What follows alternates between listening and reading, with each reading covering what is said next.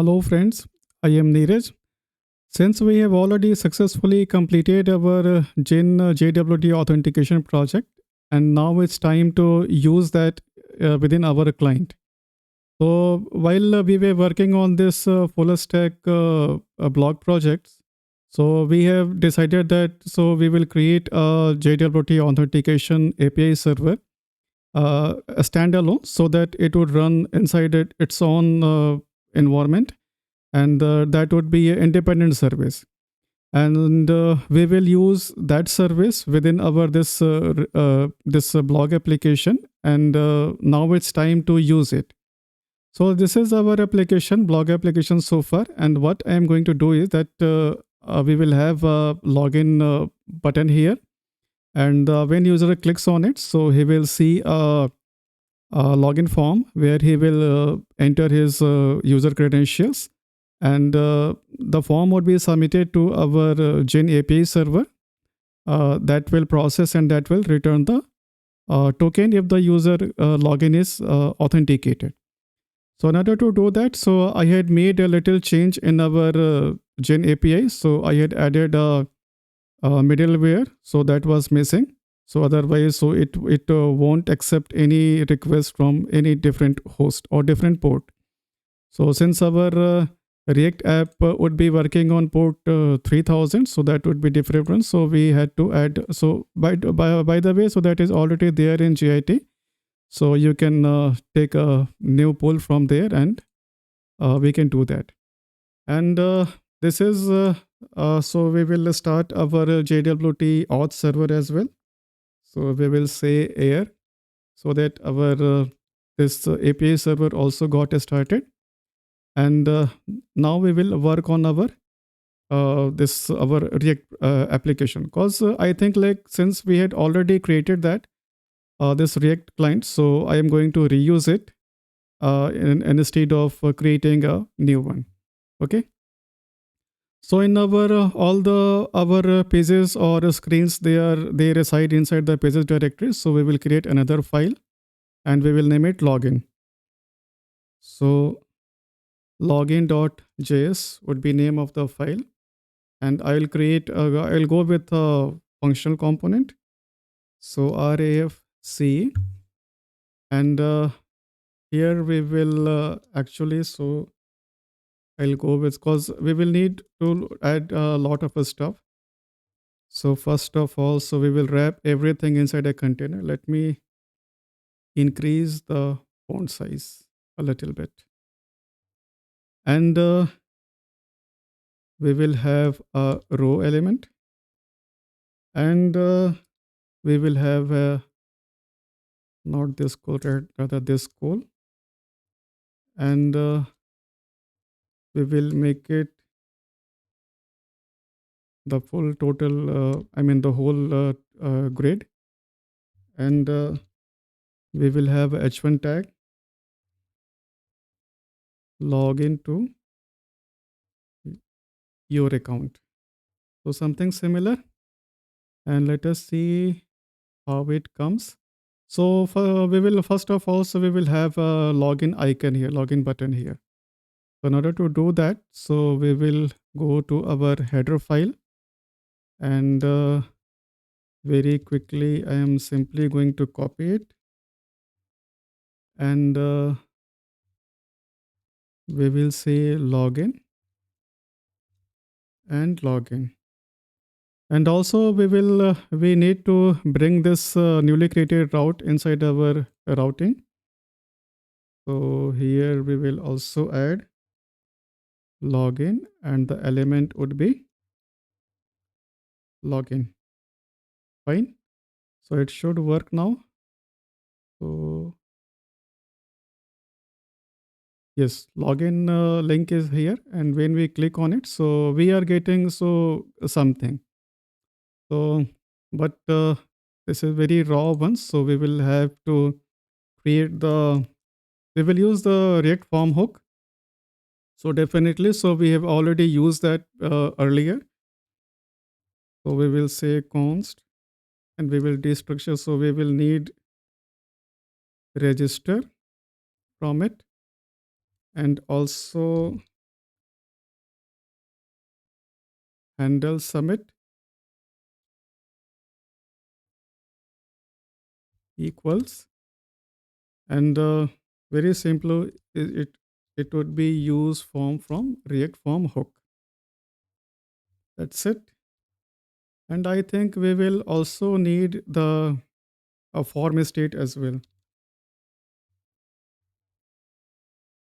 Form state, and that would be, so if any error comes in, so we will log those errors as well. So that would be used for the validation purpose. And now we will start a new call.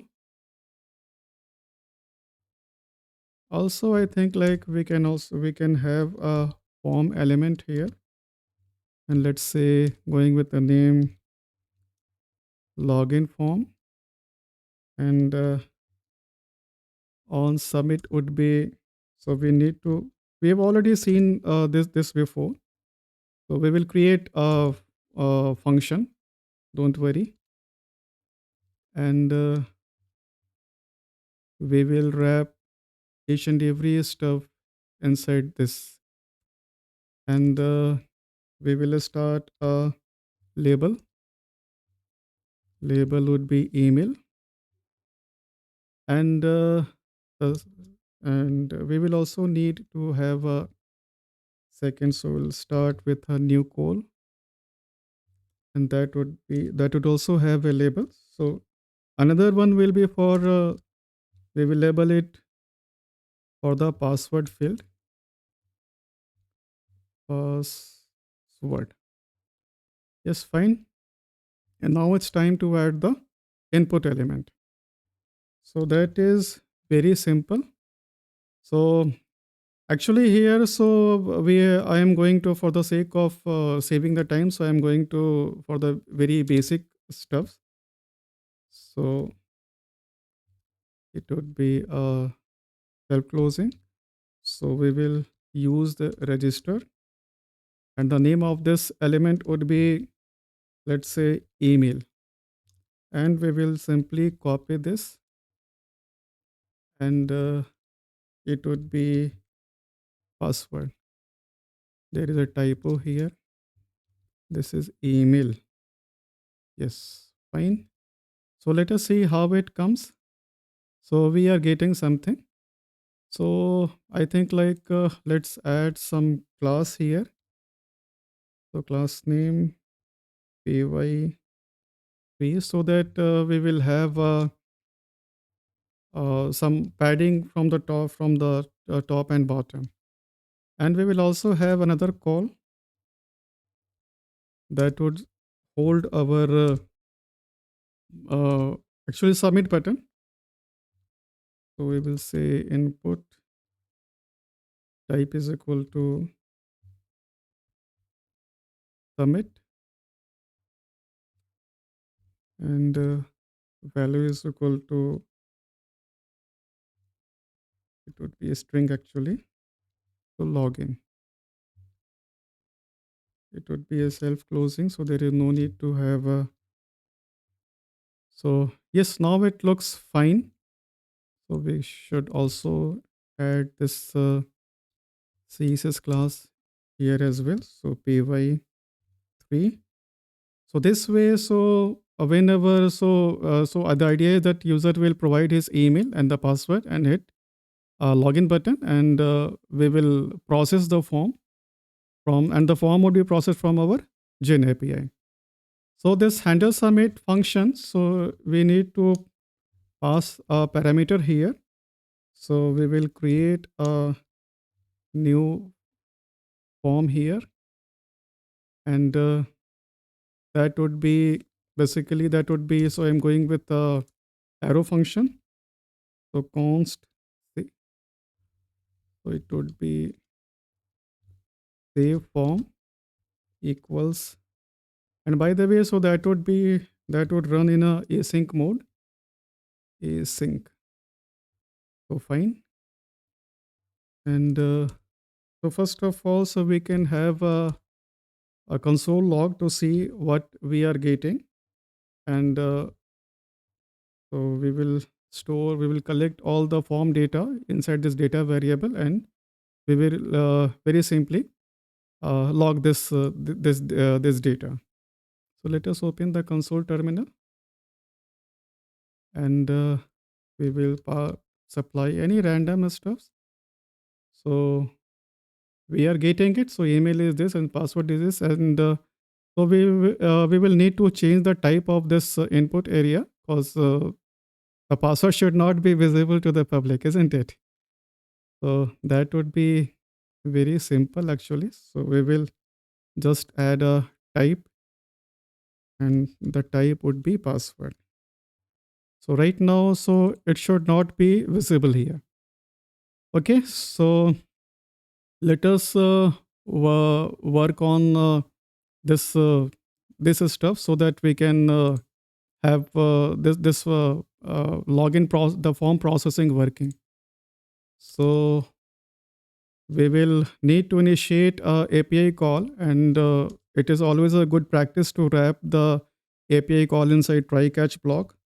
So we'll start a try catch block, and if any error comes in, so we will simply log this error, and otherwise, so in the try block, so I'll create a new variable, and that would be actually that would be the that would that this endpoint, so we need to provide from our Gen API. So I'll go with the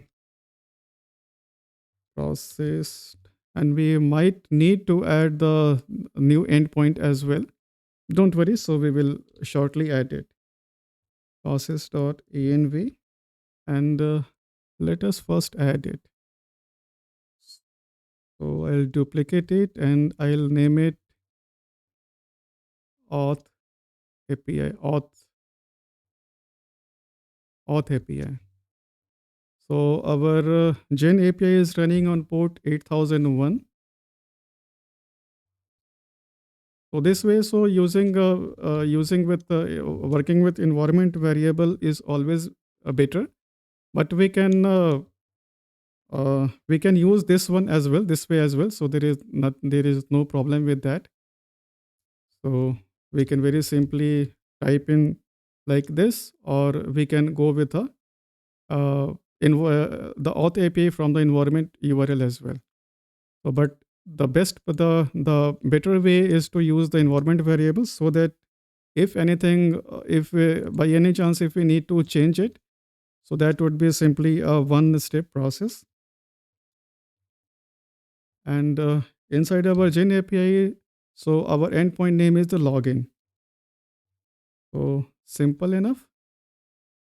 So this is our API, and now we will need to initiate a actually Axios call. So we will create a variable const response, that would be Axios, and that would be basically a post request. So the request should go to the API URL, and we will need to provide the data. And this is also so it should run in a async await mode, and we will check if what is the response status. So we'll say response dot status equals, remember, so we are, for a successful request we are returning 200. So we will check for the response code, and if this is fine, so then we will extract the data. So we'll again say const data equals await, and response dot data. So we can also console log this data part as well. So just let us see what comes in. So since we have already made a change in our environment file, so we will need to restart our server. not air, rather it would be npm start.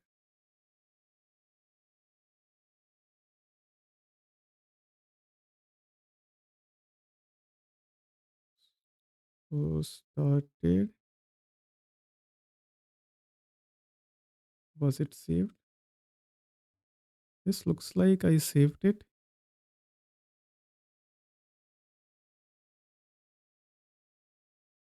Oh, my fault. So process dot env dot.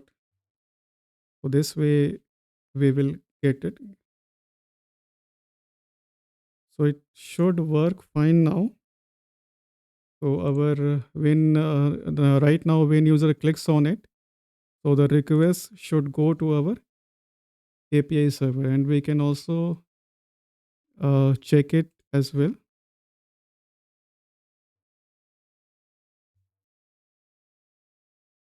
So let us provide some values. So we are getting a 400.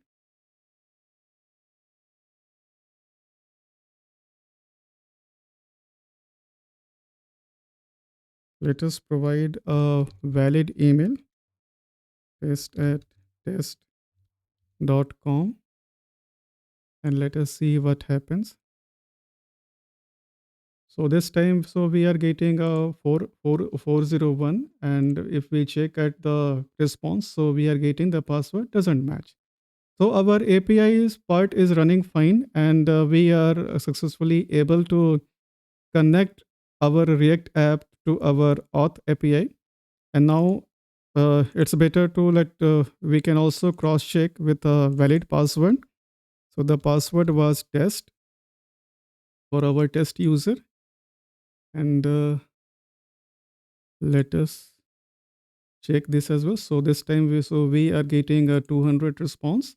So user authenticated, and we are also getting the token. So we are very close to complete this, and now it's time to. So since we have got this token, so we will save this token somewhere so that we can use it. So let's save this token in the local storage so that our React client can use this token for any subsequent password protected routes. For example, let's say we are having only one authenticated protected route, that is for the refresh token. So let's save that. So saving the token in the local storage is very simple. So we will say local storage dot, and it is having a method set item. So we will name it token as key. And second parameter, we need to provide the actual data what we need to store. So we will say data dot token. So this way, so we would be able to save this token as well. And also one more thing, I think if the user is authenticated successfully, so we should navigate the user back to the home page as well with a status message. So we will again use the navigate. So we will again create a variable navigate, and that would be we will assign to the use navigate hook. And very simply here we will say navigate, and we will navigate the user to the home page, and we will assign some a temporary state variable so that we can render the message over here. So we will say state, and that would be a string. So we will say user authenticated successfully. Okay. So this way, or we can very simply say you data dot message also.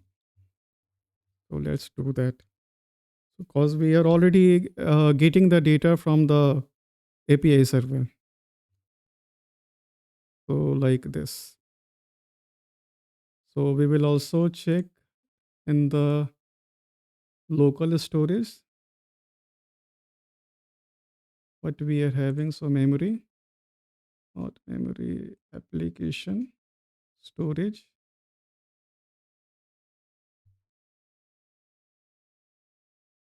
So we are not getting anything here.